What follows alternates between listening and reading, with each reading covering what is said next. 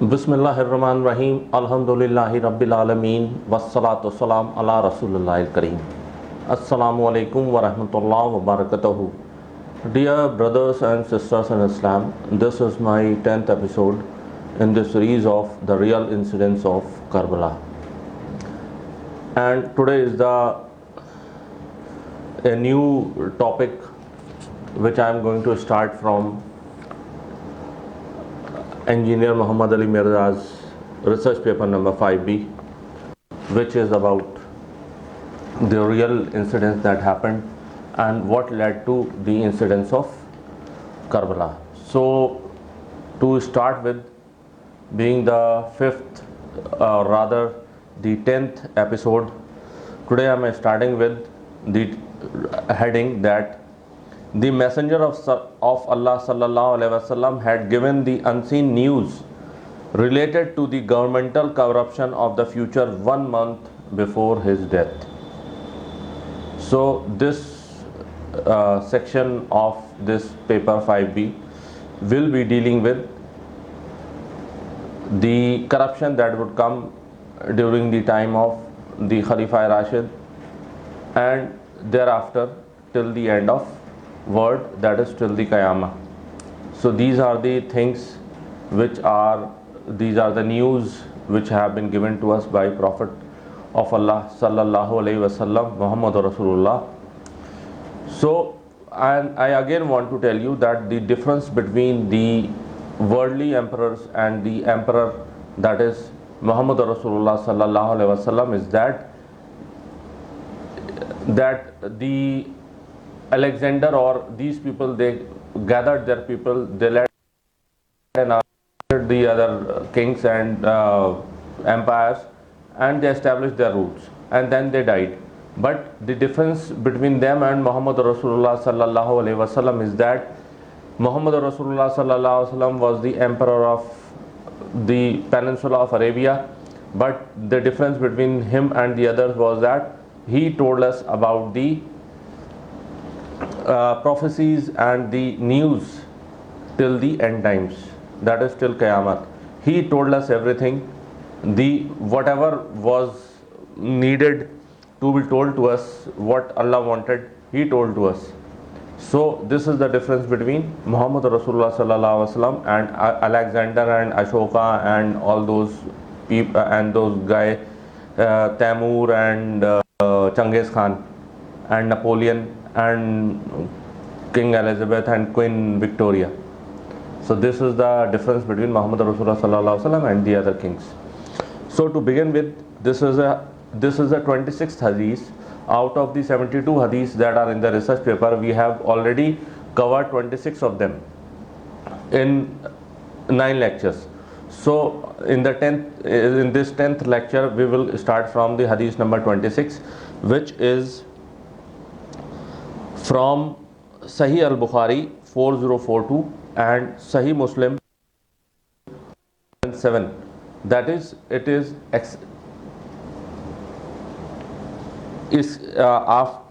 both these ahadith are agreed upon by the both imams, that is Imam Bukhari and Imam Muslim, and that is why these ahadith who are given in both the books of Sahih Bukhari and Sahih Muslim are called as Muttafaqa alayhi, that is agreed upon by the both imams, and they are present in both the Sahihain. Sahihain is Musanna means dual word, Sahih, and the other word is Sahih. The Musanna or the dual is of Sahih is Sahihain. So this is a hadith, Sahih hadith from Sayyidina Uqba bin Amir radiyallahu anhu, who narrates that Messenger of Allah sallallahu alaihi wasallam offered the funeral prayers in the cemetery of Baqi al-Gharqad. It is not Jannatul Baqi, which is generally said by the Muslims about the cemetery that is in Medina Sharif, just beside the mausoleum of Muhammad Rasulullah sallallahu alaihi wasallam, Masjid al-Nabi. So this is not Jannatul Baqi. Muslims are in a habit of saying everything Jannat. They call everything Jannat. So this is not Jannatul Baqi, it is called Baqi Gharqad. So, in the cemetery of Baqi Garqat of the martyrs of the Battle of Uhud, 8 years, that is in the year of his death in 11 Hijri, and the Battle of Uhud happened in 3rd Hijri. So, in the year of death of Prophet Muhammad sallallahu alaihi wasallam,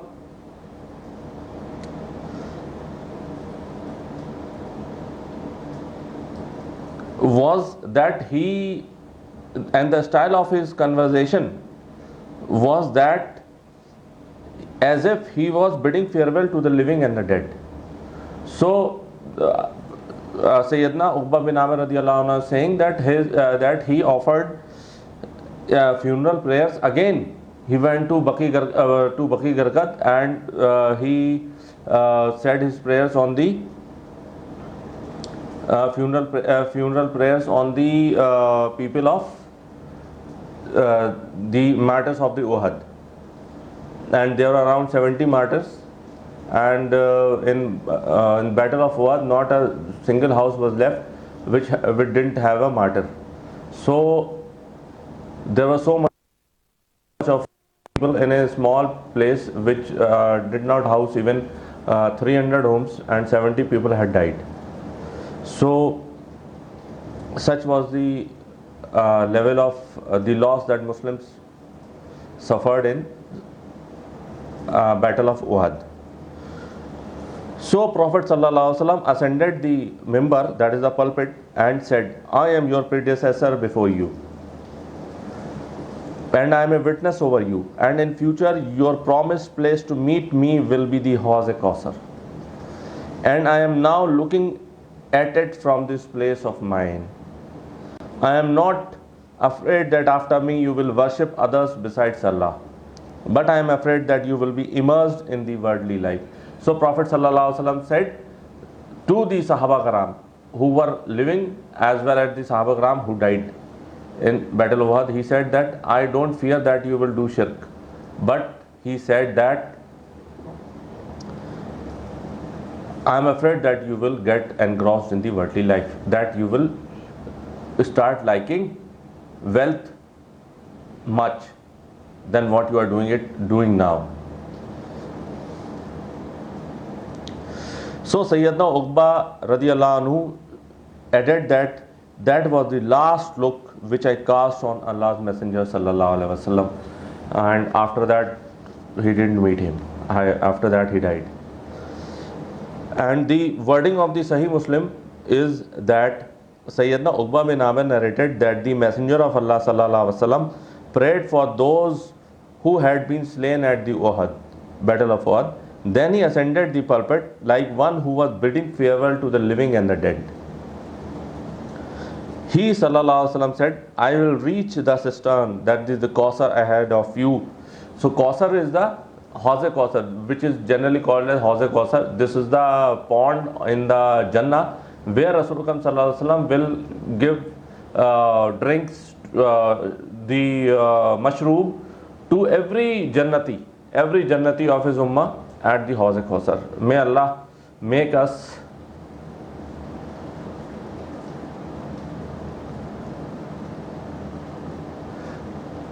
one of those.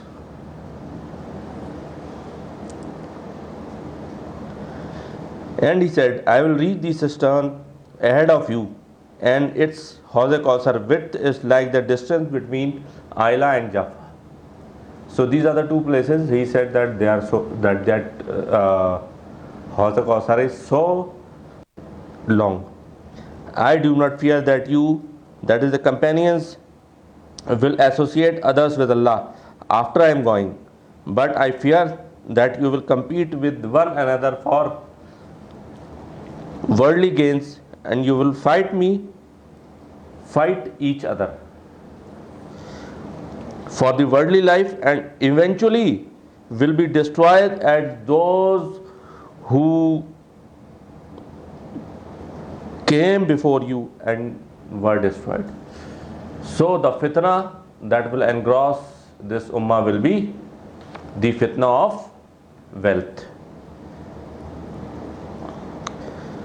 So Sayyidina Uqba radiyallahu anhu said that was the last occasion when I saw Messenger of Allah sallallahu alaihi wasallam on the pulpit. So this is what Muhammad Rasulullah sallallahu alaihi wasallam gave a parting advice to all those his companions. I'm 100% sure that you will not get into the shirk again, but you will get engrossed in the worldly affairs, that is the lust for wealth. So coming on to the another hadith, Sayyidina Abdullah bin Abbas narrates that on the occasion of conquest of Makkah, when Abu Sufyan radiyallahu anhu accepted Islam, then the Muslims would not look at Abu Sufyan nor sit with him, because Abu Sufyan had fought with Muslims in his entire life before accepting Islam and had given pains to the Muslims. So even after Abu Sufyan accepting Islam after the conquest of Makkah, the Muslims who accepted Islam before him were very skeptical to sit with him and did not like him. They disliked him, and they used to think that he is not of that caliber, and he had accepted Islam out of duress, because at the time there was no other option but to accept Islam. So Abu Sufyan, who had fought with Muslims in his entire life before accepting Islam and had given pains to the Muslims, so Abu Sufyan felt very bad. So he requested to Prophet sallallahu alaihi wasallam to give him three things. He sallallahu alaihi wasallam said yes. So he requested him to give three things. So Abu Sufyan said, marry with my daughter Sayyida Habiba radiyallahu anha. For male it is anhu, and for female it is anha, and for the dual it is anhum, anhuma, and for the plural more than two is anhum, and for ladies more than two is anhunna. So this is how you classify it. And people are in a habit of making this mistake, and when I say and then I remember that I've said it wrong. It all comes with practice. So the first wish of Abu Sufyan was that Prophet sallallahu alaihi wasallam should marry his daughter Habiba. He married her. He sallallahu alaihi wasallam said yes, because Muhammad Rasulullah sallallahu alaihi wasallam was not in a habit of saying no to anybody till the time it was kufr. So he said yes. So Abu Sufyan then said, give me the order that I fight the disbelievers as I used to fight the Muslims. So in order to pacify those feelings, and that people were saying that he has accepted Islam under duress, so he said that just allow me permission to go and fight of the Muslim empire. And Prophet sallallahu alaihi wasallam said yes, and Abu Sufyan did that also. He went during the time of Sayyidina Umar. He went to Sham. He was in the party which captured Damascus, the army which captured Damascus, and in that fighting, in that battle, he lost his eye. When arrow pierced his eye, he lost his eyesight. So he was a man. He tried his best to show to the Muslims that now he has not accepted Islam under duress, and prove his mettle, and he wanted that he should now fight for the cause of Islam, because throughout his life he has fought against the Islam. So in order to erase that sin and to give a good stance to the Muslims, he wanted that he should go and fight for the cause of Islam. Prophet sallallahu alaihi wasallam said yes. And then third, he said, make my son Muawiyah as your scribe. That is the writer. That is Kitabul Wahi. Katibul Wahi, sorry. Katibul Wahi. Then Prophet sallallahu alaihi wasallam said yes. So Sayyidina Muawiyah ibn Abi Sufyan was also a scribe of Prophet sallallahu alaihi wasallam, but mind it, he was not the only scribe. There were around 60 to 70 others who used to write letters to people on behalf of Prophet sallallahu alaihi wasallam. He used to write wahi in a tabulated form, and he used to give the answers to the question which was posed to Rasulullah sallallahu alaihi wasallam on his behalf, because Prophet sallallahu alaihi wasallam, as you know, he didn't know how to read and write. So he used to read them. Prophet sallallahu alaihi wasallam would used to tell him the answer. He would write it and then he would send it. So just keep in mind that he is a scribe of Prophet sallallahu alaihi wasallam, but he was not the only scribe. There were so many others, innumerable. Some say it is 60, some say it is 70. There are other people who used to do that. Prophet sallallahu alaihi wasallam, just for, in Arabic it is called Talif-e-Qalb. So just to pacify him, because he never used to say no to anybody till it is kufr. So he said, okay, I will marry your daughter, you go fight for Muslim Islam, and I will keep your son as my Katibul Wahi.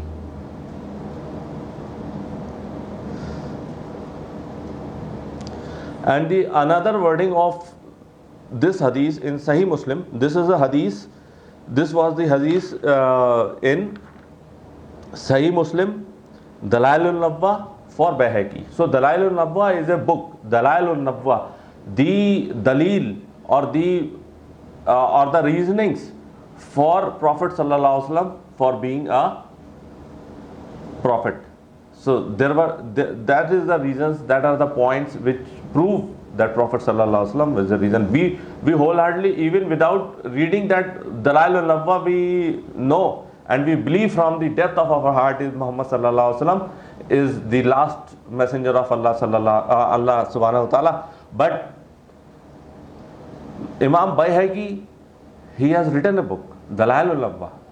I have got a book, 3 volumes, big book, and it has all the reasonings which say why Muhammadur Rasulullah sallallahu alaihi wasallam is our prophet, our last prophet.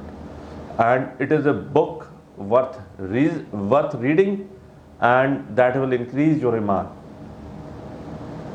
So my dear friends, you can have that book. It is online, it is on archive.org if people who do not know how to download.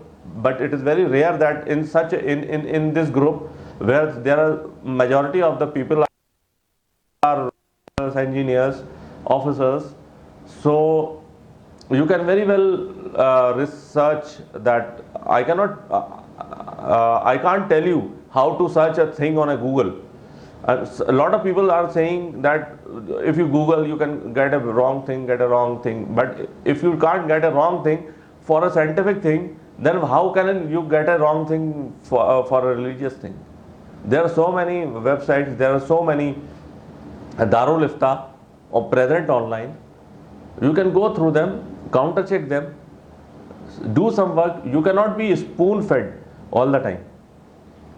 So see that Dalailun Nabwa, then you will come to know why Muhammadur Rasulullah sallallahu alaihi wasallam is the last prophet, and we have our iman on him.